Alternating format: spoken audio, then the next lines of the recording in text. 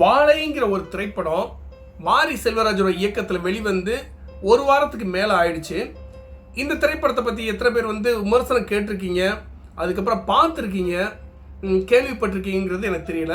But இன்றைக்கி தான் அந்த படத்தை நான் போய் தேட்டரில் பார்த்தேன். சரி, பார்த்துட்டு நல்ல திரைப்படத்துக்கு கண்டிப்பாக விமர்சனம் கொடுக்கணும் இல்லையா?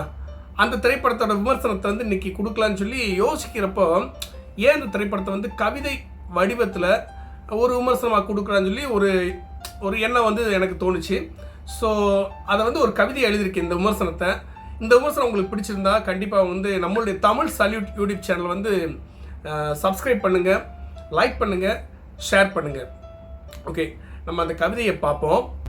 வாழை படம் பார்க்க காலை திரைக்கூடம் செல்ல பா பா என்று ஆரம்பித்த வாழை உடுக்கை இசையில் திரைக்கூடம் தெரித்தது.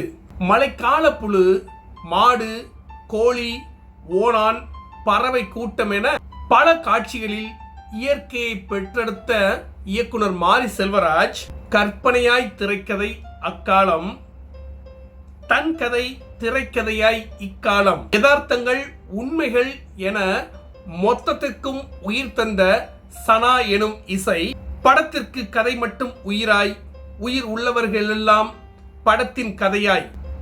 சிவானந்தன், சேகர் நடிப்பு இக்கால நடிகர்களுக்கு படிப்பு. பூங்கொடியின் நடிப்பும் அழகும் யதார்த்தமான முழுமதி. பழைய சோற்றை மட்டும் பரிமாறிய தாய், பழைய சோற்றை மற்றும் பரிமாறிய தாய் நடிப்பில் பரிமாறியது அதே பழைய சோற்றால். நகைச்சுவைக்கு நாங்கள் பொறுப்பு என்று நகைக்க வைத்தனர் அந்த சிறார்கள். நடித்தது மட்டுமன்றி கதையில் நடிக்காத ரஜினி, கமலை நினைக்க வைத்தார்கள். இக்கால ரசிகர்களையும் ரசிக்க வைத்த பஞ்சு, மிட்டாய், சீலை மற்றும் தூதுவளை பாடல். லாரி உருண்டது ரோட்டுக்குள் அல்ல, கதையின் உயிர் இதுதான் என்றது மண்டைக்குள். வேம்பு கனி என்ற மெல்லிய காதல் உலகிற்கு இன்னொரு மினி டைட்டானிக். தண்ணீரற்ற என் இரு கண்கள், தண்ணீரற்ற என் இரு கண்கள் கண்ணீரானது நயாகராவாய். பச்சை பசேரென நகர்ந்த வாழை திரைப்படம் ஒப்பாரி பாடலுடன் ஓய்வு பெற்றது ஒய்யாரமாய். வாழை திரைப்படம் பலியான 20 பேருக்கு சமர்ப்பணம் அல்ல, மாரி செல்வராஜுக்கும் அவர் பசிக்கும் கிடைத்த வெற்றி.